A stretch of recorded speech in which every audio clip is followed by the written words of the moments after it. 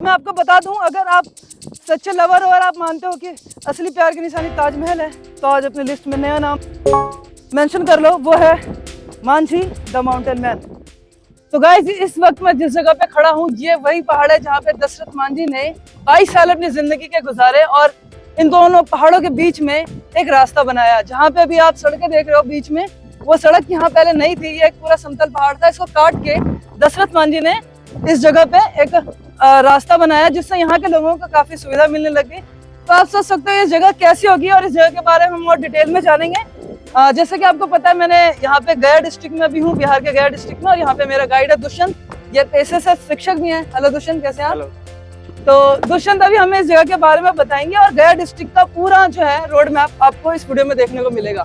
पहले हम इस जगह को एक्सप्लोर करेंगे, इस जगह के बारे में जानेंगे, उसके बाद हम यहाँ से बोध गया जाएंगे लास्ट में। तो इस पहाड़ के बारे में क्या बता सकते हैं दुष्यंत, क्या स्पेशल है यहाँ पे? देखिए, काफी मशहूर है ये पहाड़ पूरे बोध गया में। क्या हम चलते चलते बात करें? हाँ बिल्कुल। कोई भी व्यक्ति अगर आता है और प्यार की निशानी अगर देखना चाहे तो इससे बढ़िया कोई निशानी नहीं हो सकती है। ये प्यार की सच्ची निशानी। एक व्यक्ति जो अपनी पत्नी से इतना प्यार करता है कि उसको खोने के गम में वो एक पूरा का पूरा पहाड़ तोड़ देता है ताकि उसके जैसा दुख और किसी को ना हो। एक्चुअल में हुआ क्या था, मतलब क्या ऐसी कौन सी इंस्पिरेशन थी कि एक बंदा इतना ज्यादा जुनूनी हो जाए कि वो पूरी पहाड़ को काट के रास्ता बनाए? मतलब आज के डेट में ऐसा प्यार देखना बहुत मुश्किल है। देखिए, क्या इंसिडेंट क्या था वो, अगर आप बता सकते? अगर किसी ने the Manjhi mountain man movie नहीं देखी है तो उसके लिए स्पॉइलर है, वो रुक सकते हैं। बाकी उसकी मेन स्टोरी यही है कि मांझी जो एक पेशे से जो है लेबर क्लास थे, दशरथ मांझी लेबर क्लास जो थे, उन्होंने वही अपना जीवन लेबर करते करते शुरू किया। एक समय ऐसा आया जब उनकी पत्नी की तबीयत एक दिन बहुत खराब हुई। ओके। और ये इलाका ऐसा है, यहाँ दूर दूर तक पहाड़ हैं और उनके बीच से निकलने का रास्ता कुछ ही है। तो जितनी देर में वो अपनी पत्नी को हॉस्पिटल पहुंचा पाते, उससे पहले उनकी डेथ हो गई। हाँ, उनकी मृत्यु हो गई। और इस कारण से वो इस पहाड़ से ज्यादा एंग्री थी कि वो इस पहाड़ की वजह से अपनी वाइफ का ट्रीटमेंट नहीं करा पाते। उनका यही मानना था कि अगर ये पहाड़ नहीं होता तो उनकी पत्नी की जान बच जाती। तो पहले उन्होंने इस पहाड़ को खूब कोसा। अच्छा। हाँ, और उनका फेमस डायलॉग है कि जब तक तोड़ेंगे नहीं तब तक छोड़ेंगे नहीं। तो गाइस, इस वक्त मैं जिस जगह पर हूँ ये बिहार के गया डिस्ट्रिक्ट में है, और गया रेलवे स्टेशन से ये जगह अप्रॉक्स 40 to 50 किलोमीटर का राउंड पड़ता है। और यहाँ पर आने के लिए आपको ऑटो टैक्सी भी मिल जाएगी, या फिर आप अपने पर्सनल कैब से भी आ सकते हैं। हम आज उसी रास्ते को एक्सप्लोर करेंगे। इसके बाद हम यहाँ से बोध गया टेम्पल जाएंगे, जहाँ पे महाबोधि टेम्पल को एक्सप्लोर करेंगे।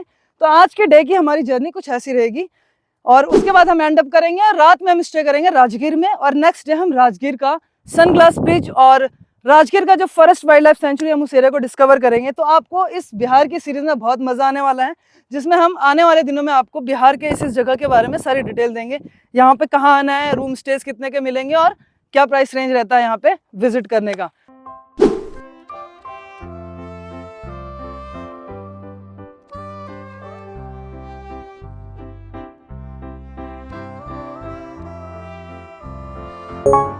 इस वक्त मैं बोध गया के पास एक म्यूजियम है, जहाँ पे भगवान बुद्ध के जीवन के बारे में और कई सारी मूर्तियां हैं यहाँ पे वो रखी हुई है। तो हम वहाँ पर आए हुए हैं। हालांकि अंदर शूट करना अलाउड नहीं था, इसलिए अब भी हम अंदर से देख कर गए हैं। तो हमें बताएंगे दुष्यंत कि कैसा है अंदर। तो ये बताओ दुष्यंत कि क्या ये जीवन चक्र है उनका, तो किस तरीके से है, मतलब जीवन? इसमें शुरुआत में दिखाया गया है कि जो बुद्ध जी हैं उनका जन्म लुम्बिनी में बोध गया में हुआ। और उसके बाद फिर दूसरा, उनको ज्ञान की प्राप्ति कैसे हुई, कहाँ हुई? बोध गया में बोधि प्राप्ति हुई। फिर उसके बाद जब वो कपिराज द्वारा शहद के प्याले का वैशाली में बुद्ध को अर्पण किया गया। तो ये सब इनका पूरा जीवन चक्र मूर्ति के साथ एक ही उसमें दिखाया गया है। फिर उसके बाद राजगृह में कैसे नलगिरी का दमन हुआ, फिर तुषित स्वर्ग से संकाशय में अवतरण, descent from Tushita heaven at Sankashya, और फिर मिरेकल ऑफ श्रावस्ती। इसके बारे में मैं थोड़ा और डिटेल में बता सकता हूँ क्योंकि मैं वहाँ काम कर चुका हूँ। तो बताया जाता है कि जब बुद्ध जी थे तो उन्होंने एक साथ अपने शरीर से दो चीजें, एक दाएं हिस्से से पानी और दूसरे हिस्से से आग एक साथ निकला था, मतलब उन्होंने वो अपना चमत्कार दिखाया था, तो उससे उनके खूब सारे अनुयायी और बढ़ गए थे। तो ये श्रावस्ती में है, नेपाल बॉर्डर के पास है, 20-30 किलोमीटर का डिस्टेंस है। एयरपोर्ट अच्छा, ये नेपाल बॉर्डर के पास पड़ता है? हाँ, ये नेपाल बॉर्डर के पास। अच्छा, और ये सारनाथ जो बनारस के पास पड़ता है, हाँ, वहाँ पे उन्होंने उपदेश दिया पहला, इन्होंने पहला उपदेश दिया। हाँ। और उसके बाद कुशीनगर में उनका देहांत होता है, महापरिनिर्वाण हुआ। और उसके बाद बुद्ध जो धर्म है और फैलता गया, उनके अनुयायियों ने कई सारे तो मोटा मोटा ये है कि उनके जीवन का चक्र है ये, हाँ, है जन्म से लेकर के मृत्यु तक, हाँ, उनके जीवन का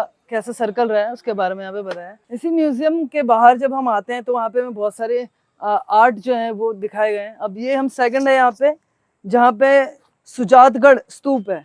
तो इस स्तूप के बारे में, क्योंकि मैं भी कई बार मध्य प्रदेश के रूट से ट्रेवल करा था, मैंने कई सारे वहाँ पे स्तूप देखे हैं और भी कई जगह पे स्तूप हैं। तो दुष्यंत, क्या आप मेरे को बताओगे ये स्तूप एक्चुअल में होते क्या है और किस लिए बनाया जाता है स्तूप? असलियत में स्तूप जो है बुद्ध जी जो है, जब उनका महान परिनिर्वाण हो गया था तो उनके जो अवशेष बचे थे उनको उनके अनुयायियों ने एक स्मारक के रूप में अपने पास रखा। तो वो पूरे देश में फैल गए। और जैसे मान लीजिए ये बोध गया बकरौर सुजातगढ़ स्तूप है, इसमें असलियत में क्या है, एक इसके ठीक बीचों बीच कोई बर्तन रखा है, जैसे मटका हो गया, मटके के अंदर उनके अवशेष रखे हैं और उस मटके के चारों तरफ ये आकृति बनाई गई। तो ये ओवरऑल इंडिया में कितने ऐसे स्तूपास बने हुए हैं? कई मतलब अलग अलग कंट्रीज में भी है, सिर्फ इंडिया में ही? जहाँ तक मुझे पता है नेपाल और जो भारत का क्षेत्र है इसी साउथ एशिया के अंदर ही है और बाहर नहीं है। तो उनके जो अवशेष बचे थे उसको ऐसे स्तूपास में जगह जगह मतलब उनको लगाया गया, ताकि लोग जो हैं बुद्ध जी से जो उनकी भी प्रार्थना करनी है, जैसे भी उनका धर्म वो मानते हैं, तो वो ज्यादातर क्या होता है, ये एक छोटे से गुम्बद होता है और गुम्बद के अंदर वो बर्तन रखा होता है जिसमें उनके अवशेष होते हैं। लोग जो है चारों तरफ परिक्रमा करते हैं, और परिक्रमा करने के बाद इसके और आगे आएंगे तो जो है जैसे चार दीवारी होती है, ऐसी गोलाकार दीवारें हैं उसमें अंदर, हाँ, उसमें उनके जीवन चक्र को दिखाया होता है। तरह तरह की मुद्राएं होती हैं, जैसे भूमि स्पर्श मुद्रा हो गई, ज्ञान मुद्रा हो गई, और कई तरह की जो भी मुद्राएं हैं वो सब दिखाई जाती है। तो ये एक ऐसा स्थल हो जाता है जिसमें बुद्ध जी को याद करने, मतलब उनको याद करने के लिए यहाँ पर याद करने के लिए